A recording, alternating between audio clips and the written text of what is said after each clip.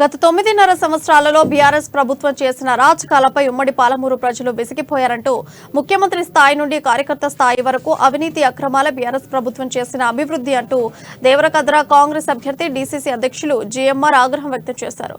కొత్తకోట మండలం రాయనిపేటలో సుమారు 200 మంది కాంగ్రెస్ పార్టీలో చేరారు. సెగ్మెంట్లో కనీసం డిగ్రీ కాలేజీ తేలేని అసమర్థుడంటున్న దేవరకద్ర కాంగ్రెస్ అభ్యర్థి గవినోల మధుసూదన్ రెడ్డితో మా పాలమూరు ప్రతినిధి ప్రదీప్ ఫేస్ టు ఫేస్. ఉమ్మడి పాలమూరు జిల్లాలో ఇప్పటికే ఎన్నికల వేడి రగిలిందని చెప్పొచ్చు. ప్రధాన పార్టీలు ఇప్పటికే తమ ప్రచారంలో మునిగిపోయాయి. అభ్యర్థులు ఎక్కడికక్కడ ఆయా నియోజకవర్గాల్లో ప్రజలతో మమేకమైతూ తమ ప్రచారాన్ని తమ ఏదైతే మేనిఫెస్టోను చెప్తూ ఓట్లు అడుగుతున్న పరిస్థితి అయితే ఉంది. ఇప్పుడు మనతో పాటు డీసీసీ అధ్యక్షులు దేవరకద్ర కాంగ్రెస్ అభ్యర్థి మధుసూదన్ రెడ్డి గారు ఉన్నారు. వారిని అడిగి మరిన్ని విషయాలు తెలుసుకుందాం. సార్ చెప్పండి, 6 మేనిఫెస్టోల ద్వారా ప్రజలు ఏమనుకుంటున్నారు? ప్రధానంగా నియోజకవర్గంలో ఉన్న సమస్యలు అంటే మీరు ఓటు అడిగితే ప్రజలు ఎట్లా స్పందిస్తున్నారు? సార్, కాంగ్రెస్ పార్టీకి ఈరోజు నా నియోజకవర్గంలో పెద్ద ఎత్తున బ్రహ్మరథం పడతా ఉన్నారు. ముఖ్యంగా మా 6 గ్యారెంటీలు ఏవైతున్నాయో ఆనుమూతి అలాంటి 6 గ్యారెంటీలను ప్రజలు నమ్ముతా ఉన్నారు. కాంగ్రెస్ పార్టీ వస్తుంది, కాంగ్రెస్ పార్టీ 6 గ్యారెంటీలు అమలు చేస్తుందని పూర్తి విశ్వాసంతో వాళ్ళకు మద్దతు తెలుపుతా ఉన్నారు. దాంట్లో భాగంగానే నేను ప్రచారానికి ఏ ఊరికి వెళ్ళినా కూడా పెద్ద ఎత్తున గ్రామాలలో 100ల కొద్ది బీఆర్ఎస్ పార్టీలో పనిచేసిన కార్యకర్తలు, నాయకులు మా పార్టీలో చేరైతే ఉన్నారు.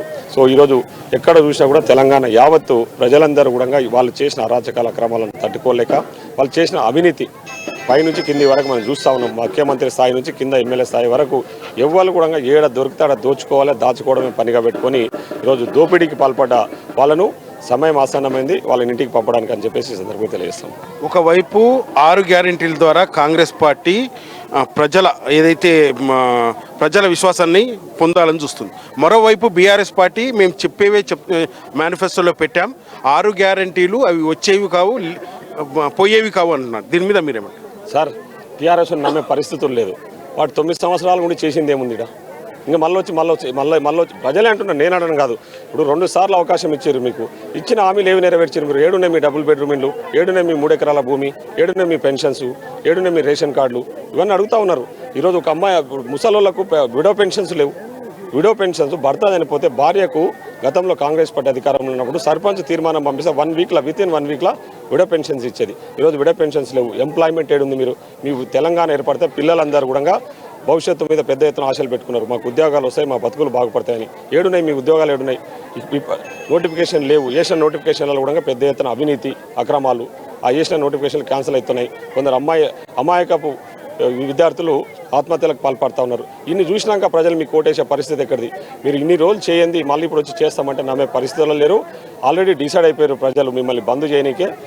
ఖచ్చితంగా రేపు 30వ తారీఖు ఎలక్షన్ రోజు అదే రోజు లాస్ట్ అవుతుంది టీఆర్ఎస్కు. 3వ తారీఖు రోజు కాంగ్రెస్ పార్టీ విజయ డంకా బొంపించబోతా ఉంది. ముఖ్యంగా నేను దేవరకద్ర నుంచి కూడా భారీ మెజార్టీతో ఇక్కడ ఒక అవినీతి పర్యటన ఆల వెంకటేశ్వర రెడ్డి మీద గెలవబోతా ఉందని చెప్పేసి ఈ సందర్భంగా తెలియజేస్తాను. ఏదైతే బీఆర్ఎస్ పార్టీ చెప్తుంది అభివృద్ధి మా గెలుపుకు చిహ్నమంటూ, కాంగ్రెస్ పార్టీ 70 సంవత్సరాల్లో చేసిన అభివృద్ధి చెప్పాలంటూ తాము 9 సంవత్సరాల్లో చేసిన అభివృద్ధి బేరీజు వేసుకోవాలని ప్రజలకు చెప్తున్నారు. సార్, నిన్న వాళ్ళు చేసిన 9.5 సంవత్సరాల అభివృద్ధి వాళ్ళు నిన్న చూసింటారు, వీడియోలు వస్తూ ఉన్నాయి. జనాలు వాళ్ళు చేసిన అభివృద్ధి నిజంగా ఉంటే ప్రజలు స్వచ్ఛందంగా ముఖ్యమంత్రి గారి మీటింగ్ పోయేవాళ్ళు. కానీ ఏ ఊర్లకు పోయినా 300-400 రూపాయలు ఇచ్చి ప్రజలను తోలుకపోయి మీటింగ్లలో కూర్చోబెట్టిన పరిస్థితి అంటే వాళ్ళు చేసిన అభివృద్ధి ఏడుంది? నేను అడుగుతా ఉన్నా కదా, నేను ఛాలెంజ్ చేసిన చాలాసార్లు, ఇప్పుడు కూడా ఛాలెంజ్ చేస్తున్నా.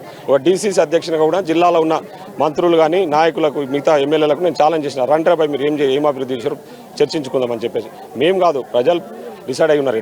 ప్రజలు వాళ్ళకి తెలుసు వీళ్ళు ఎట్లా మోసం చేశారు, ఎట్లా అవినీతికి పాల్పడ్డారు. ఎవరిని చూసినా 100ల కోట్లు ఎక్కడి నుంచి వచ్చినాయి? మీకు అధికారాన్ని అడ్డం పెట్టుకొని అహంభావంతో అడ్డగోలుగా సంపాదించుకొని ఆ పైసలతోన ప్రజలను మభ్యపెట్టి మాయ చేసి మోసం చేయడానికి ఈరోజు రాజకీయాలు మళ్ళీ ఎలక్షన్లలో వస్తూ ఉన్నారు. దానికి తగిన బుద్ధి చెప్పడానికి ప్రజలు ఆల్రెడీ డిసైడ్ చేసుకున్నారు.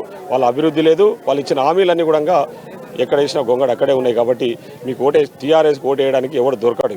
100% వాళ్ళు కాంగ్రెస్ మీద ఒక నమ్మకం ఉంది. గతంలో కాంగ్రెస్ పార్టీ అధికారంలో ఉన్నప్పుడు ఉచిత కరెంట్ ఇచ్చింది, రైతులకు ఉచితంగా కరెంట్ ఇచ్చింది. అదేవిధంగా రైతులకు రుణమాఫీ ఏకకాలం 1,00,000 రూపాయల రుణమాఫీ చేసింది. కరెంటు బిల్లులు మాఫీ చేసిన ఘనత కాంగ్రెస్ పార్టీది. ఆ రోజు ఆరోగ్యశ్రీ తీసుకొచ్చింది. అదేవిధంగా ఫీజు రీంబర్స్మెంట్ తీసుకొచ్చి చాలా పేద విద్యార్థులకు ఎన్నో రకాలుగా సాయం పడ్డది కాంగ్రెస్ పార్టీ.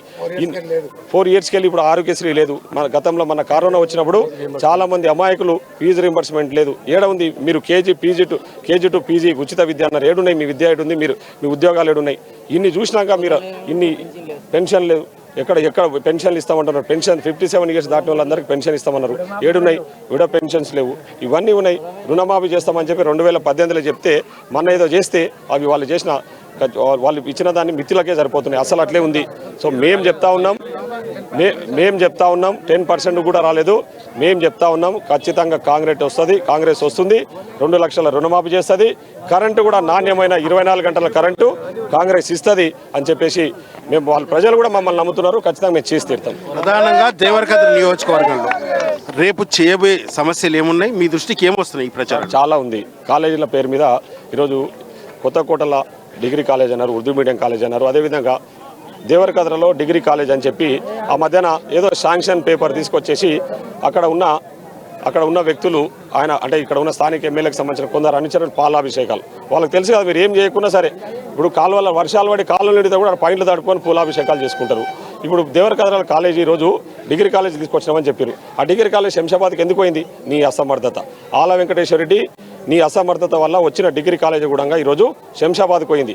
కాబట్టి నేను హామీ ఇస్తా ఉన్నా మా నియోజకవర్గ ప్రజలకు, నేను ఎమ్మెల్యే గెలవబోతా ఉన్నా మీ ఆశీస్సులతోన. ఖచ్చితంగా ఈ నియోజకవర్గానికి సంబంధించిన ముఖ్యంగా ఇండ్లు, వాళ్ళకి చాలామంది ఇండ్లు లేక నిరుపేదలు ఇబ్బందులకు గురవుతున్నారు. ఆ ఇండ్లు, పెన్షన్స్ ఏమైనా సరే 100% చేయడానికి చూస్తాం. ముఖ్యంగా నా మొదటి ప్రాధాన్యత విద్య, వైద్యం. మెరుగైన విద్య, మెరుగైన వైద్యం అందించాలన్న లక్ష్యంతోనే నేను నా న్యాయవాద వృత్తిని వదిలేసి రాజకీయాలకు వచ్చిన. ఆ విధంగానే ఉంటా, న్యాయంగా ఉంటా, నీతిగా ఉంటా. ఖచ్చితంగా నా ప్రజలకు ఎప్పుడు ఎలవేళ అండంగా ఉంటాయని చెప్పి తెలియజేస్తాను. చివరిగా కాంగ్రెస్లో ఇంతవరకు కొనసాగిన సీనియర్లు ప్రదీప్ కుమార్ గౌడ్ కానీ కొండా ప్రశాంత్ రెడ్డి, అంటే ఒకరు బీజేపీ ఒకరు బీఆర్ఎస్లో చేరారు. వాళ్ళు ఏమంటున్నారంటే జీఎంఆర్ ఓటమే మా లక్ష్యం అంటారు. దీని మీద మీరేమంటారు సార్? అందులో కాంగ్రెస్ పార్టీకి ఎంతో ప్రభావం. నేను ఒకటే చెప్తా ఉన్నా, అసొంటోళ్ళు మాట్లాడిన జిఎంఆర్ ఓడిపోడు. జిఎంఆర్కు దేవరకద్ర నియోజకవర్గంలో బ్రహ్మరాజం పడతా ఉన్నారు. వాళ్ళు ఎవరో మాట్లాడినని చెప్పి దానికి నేను స్పందించాల్సిన అవసరం లేదు.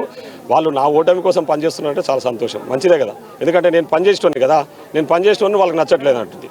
సో ప్రజలు నిర్ణయిస్తారు ఎవరు గోడాలి, ఎవరు గెలవాలి, వాళ్ళు ఎవరు నిర్ణయించడానికి. అవన్నీ నడుస్తుంటే కామను. వాళ్ళు ఏదో వాళ్ళు తోచింది వాళ్ళు మాట్లాడుతుంటే నేను దాని గురించి పెద్ద పట్టించుకోదలుచుకోలే. నేను స్పందించాల్సిన అవసరం కూడా లేదు. ఎందుకంటే ఓట్లేసి గెలిపించడానికి ఈరోజు దేవరకద్ర నియోజకవర్గ ప్రజలు ఓట్లేసి జిఎంఆర్ ఎమ్మెల్యే చేయాలనే నిర్ణయానికి ఆల్రెడీ వచ్చేసారు. చివరిగా ఉమ్మడి పాలమూరు జిల్లాలో ఎన్ని సీట్లు గెలవబోతుంది? 14 సీట్లు గెలవబోతాం. 14 కాంగ్రెస్ పార్టీ ఉమ్మడి జిల్లాలో గెలవబోతా ఉంది. ఈ రాష్ట్రంలో కూడా 80 సీట్లు గెలిచి కాంగ్రెస్ పార్టీ అధికారంలోకి రాబోతా ఉందని చెప్పి అయితే అభివృద్ధి తన లక్ష్యం అంటూ గత 9.5 సంవత్సరాల్లో బీఆర్ఎస్ పార్టీ చేసిన అభివృద్ధి ఏమీ లేదంటూ కేవలం అవినీతి, మట్టి అమ్ముకోవడం, ఇసుక అమ్ముకోవడం తప్ప అభివృద్ధి చేయలేదంటారు. ఉమ్మడి పాలమూరు జిల్లాలో కాంగ్రెస్ పార్టీ 14 నియోజకవర్గాలు గెలిచి రాష్ట్రంలో అధికారం చేపడుతున్నారు. ఇది ఇక్కడ పరిస్థితి. వీడియో జర్నలిస్ట్ రాజేష్తో ప్రదీప్, అమ్మా న్యూస్, దేవరకద్ర నుంచి.